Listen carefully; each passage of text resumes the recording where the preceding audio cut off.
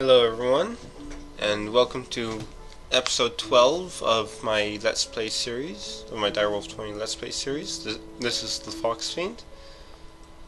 Hi. And what we are doing today is not in this room. Instead, I've gone ahead and started preparing an area to start working on Botania. Because right now I'm a little bit sick and tired of Thaumcraft, and I need a little bit of time off of it. So, Botania, how do you get started? Well, first off, you need a book, and you need a sapling. I'll get you your Lexica Botania. And you see how it says what edition it is. That is for debugging purposes. So if it's basically corresponds to whatever version of Botania is being run. So, but that's not important right now. What's important is what you need for Botania, and you'll find throughout your world a whole bunch of mystical flowers. You want to collect a handful of each of them. Now, and also you're going to want to take time to read through Lexica and Botania a bit. Basics and mechanics. Let's see how to there. Mana manipulation, generating flora, functional flora, all of this. You're going to want to go through it eventually, but there's a lot there. And one of the things to note is some of them are some of the words are italicized. Basically, that's saying you want to read these first. You want because the ones that are italicized are what's going to get you going. What's the basics, so to say. And you can see the italicized ones are for the most part in the first three. So the rest of this, oh well, there's also this page, or wow, okay, there's a lot of pages here. But yeah, oh, of course, that's the lexicon index. But yes, to get started off, in order to make a day bloom, we first need to start with making a petal apothecary. This is the basic crafting mechanic of the whole thing. So, in order to make it, you need some cobblestone slabs, some cobblestone, and a mystical petal. I had a sudden lag spike there. Let's see, I think, yes, I do have some. Yeah, let's put this down. I decided to go with a nice dirt road leading to the area. But yeah, let's see. Yeah, I've got cobble in here. So let's go ahead, get some cobblestone slabs, and any color of petal should work. So I shall go ahead and use one of the. Oh no, I had more mystical cyan. Never mind. Oh well. I was going to say I'm going to go ahead and use the one that I have the most flowers of, but I failed there already. So the petal apothecary. Great. How does it work? You need a bucket. A bucket with water, and I forgot to bring a bucket with me. Of all the things, I forgot to bring a bucket with me. Okay, so let's grab a bucket.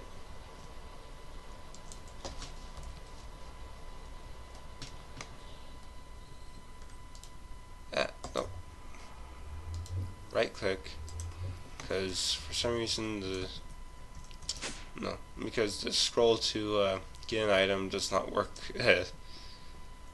in that. So let's go ahead and grab a bucket of water and place it in there. Awesome. Here, I'll go ahead and grab another. It'd be nice if it were day right now, but we'll go ahead and continue for the time being. So we've got our petal apothecary. It's full of water. Let's make our first generating flower, the day bloom. It shows how you want to arrange it. You need 2 yellow, a light blue, and an orange.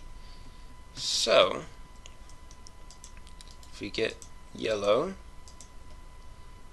let's see, light blue, there it is, light blue and orange.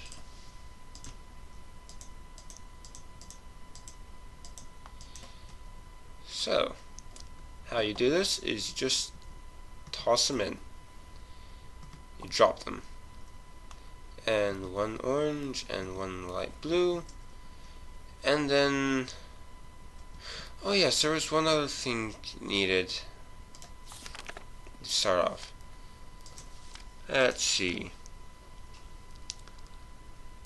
Wand of the Force. That is very important. So, living wood twigs and mystical feathers. How you get living wood? Let's see. Pure daisy.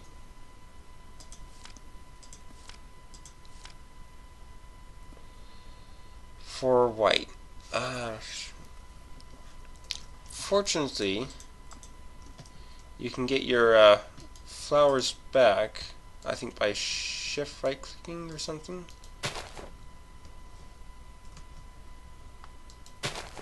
What the? Oh.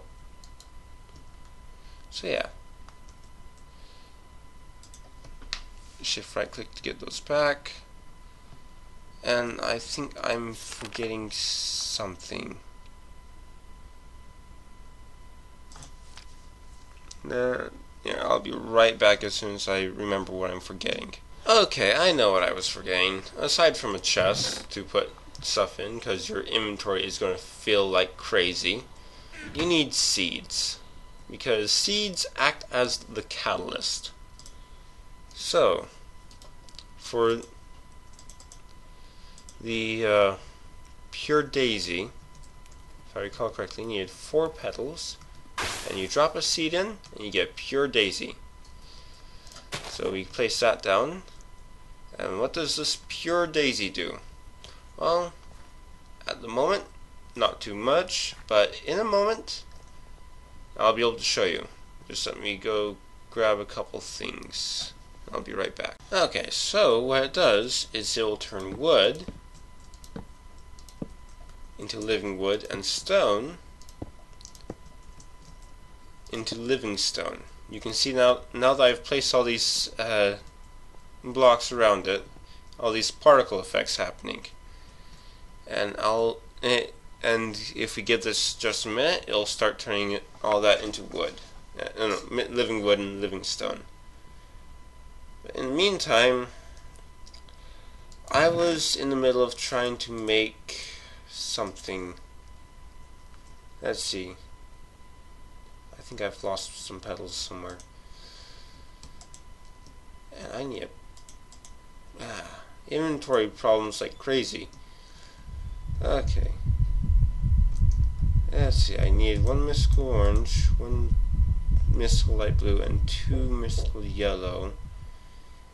And I'll be right back. Okay, and the day bloom is made, if I did this right, like that.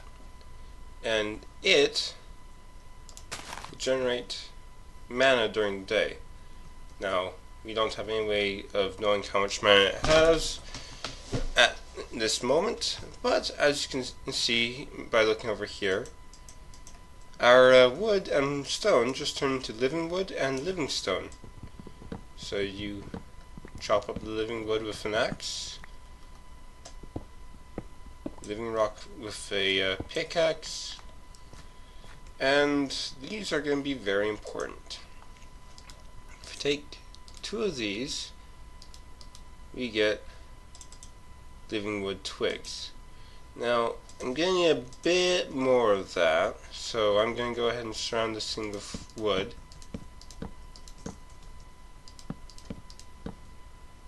And because I don't quite have enough to make a wand, but both the living wood and the living stone are going to be very important.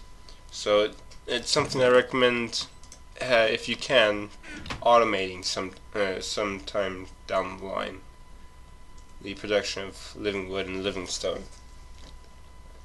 And in the meantime, I think I'll make a few more of these day blooms, okay? And we'll be back after, and I'll come back after I've done that and these have turned into living wood. Okay, I'm back. We've made a few more of these day blooms, and the living wood has gone ahead and transformed, or the wood has transformed into living wood. And so, with that, we'll go ahead and grab another stick, and this next part you can be you can use whatever colors of petals you want, because if we grab a few petals here, as you can see, if I do orange there and blue there, you'll have a wand of the forest with an orange and a blue. Likewise, if I switch them around, blue orange, or if I want that, or that, or that, there's basically whatever color of petal you want to put on there works perfectly fine. And no, I think I want this one, the yellow orange, that way. This will let us know how much mana is in each of these. Now, they fill up pretty quickly, but for right now, at this very moment, we don't have any way of using it. So I'm going to go ahead and place more stone around this, because it's going to be necessary in just a minute.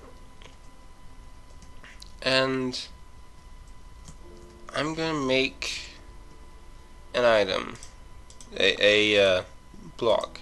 I can't remember exactly off the top of my head what it is called. So I'm mana spreader. Let's see. Yeah, let's see. How is it? Okay, gold, petal, and living wood. So I'll be back as soon as I've grabbed that. And with that, we have a mana spreader. What this does, it will gather up mana made by generating flowers nearby. So if we right click these and update what we're seeing, all the mana from these has gone into this. And you can see while holding this wand, it's trying to see where it can shoot it. So let's move that there. And you can see it shows where it will be shooting towards, and beyond this point, this glowing point, there will be a loss of mana. So we now have mana in the mana spreader. How do we use it? Well, this is where this living rock will come into play. And should I accidentally picked up the flower? It's okay. It can be placed back down. When you break it, it does not disappear. So let's go ahead and put the rest of this gold in here. You're going to need a mana pool. And to start off, you're going to have a undiluted mana pool. Now, you may want to put the mana pool somewhere in front of the spreader to make things easy. But say you want your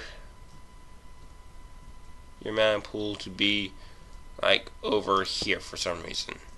Not there, that's bad place because that's right around. Let's say there. And let's go ahead and put more stone around here. Because we can. How are we going to get these connected? Well, there's bind mode and function mode. With function mode, if you shift right click, it will reposition the spreader based on how you're facing, I think. Where is it? Huh. Oh. But what I like is this bind mode. You shift right click and you see that highlighted box. You then shift right click that and it automatically faces it straight to that. And thus making it so that as you generate mana, it'll be able to put it into this pool. And I'll be right. Okay, I'm back now. I decided to sleep so that it'd be day and we could see that mana's being produced, and it just let loose some mana into the mana pool. And so if we see, these day blooms are going to stay empty because they're constantly putting their mana into this mana spreader. But if we go ahead and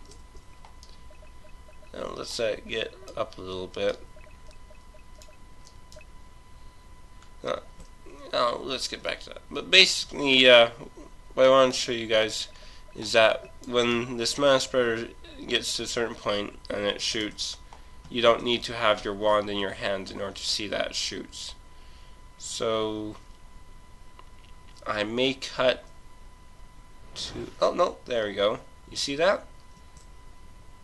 Let's put a little bit more into the diluted mana pool.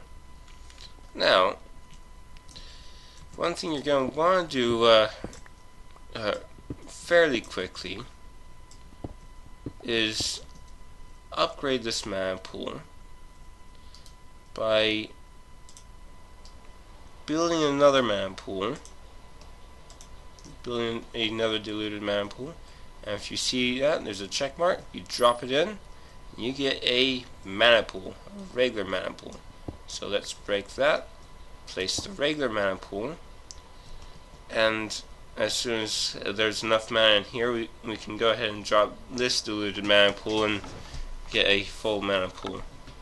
But who knows, maybe you don't want a full mana pool. Don't know why you wouldn't, but maybe you just don't feel like storing quite as much mana in a single place. I don't know, you don't have to upgrade them.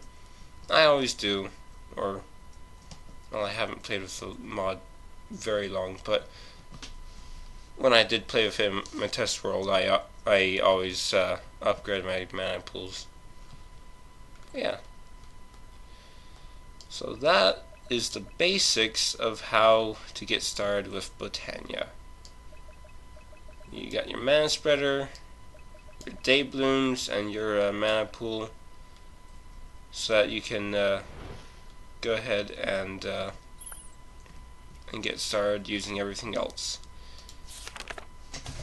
And I really do recommend reading through what's in here. It's a good read, very very educational on how this mod works, and so yeah. Let's see. There was something I wanted to do. I'll be right back as soon as I remember what I wanted to do with this. Okay, I remember what I wanted to do, finish off this episode off with. I want to make a hydrangeas, I probably missaid that horribly, but this uses 2 mystical cyan petals, a cyan mana petal, a blue mana petal, a mystical blue petal, and a mystical pink petal. In order to get the mana petals, you need to drop a petal into a mana pool with enough mana, and it's looking like I don't have enough mana yet, so I'll go ahead and wait until I have enough mana to do what I want to do. But the reason I want the hydrangeas is because of where I am. I am surrounded by water on all sides, so I'll conveniently take advantage of that. And so I'll cut till I can do that. Okay, and we are turning this petal into a mana petal. We've got our 2 mana petals, and we've got all the mystical petals we're going to need. So, in order to make this, and one thing I want to mention, these day blooms, they are slow, yes, but that's how you start off, slow. But and they only make mana during the day. If you really want to make mana during the night, there is a flower for that, nightshade, the dark counterpart of the day bloom. So it generates mana passively during the night. So yeah. Now, this hydrangeas, I'm not sure whether it needs to be down one or that'll work. No, that will not work. Okay, so I will need to take it down one, but that can be done. And looking at the time, I've probably hit 20 minutes of episode easily. So it's about time to wrap it up. Have a good day. We'll continue with this next time. This is TheFoxfiend signing off.